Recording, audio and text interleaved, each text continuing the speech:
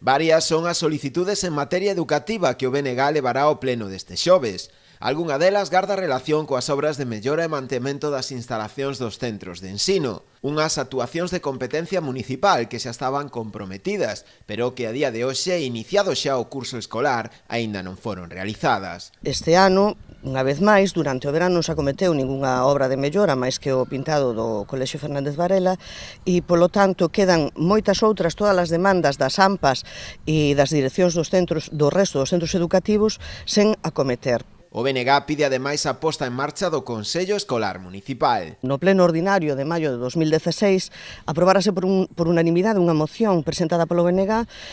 relacionada con revisar e actualizar o regulamento do Consello Escolar Municipal para poñelo en funcionamento dunha vez por todas. Os nacionalistas solicitanlle tamén ao Goberno de Nos Pobra que resolva dunha vez as subvencións ás AMPAs e as axudas ao transporte escolar, que levan varios anos en materializarse. Que se resolvan con urxencia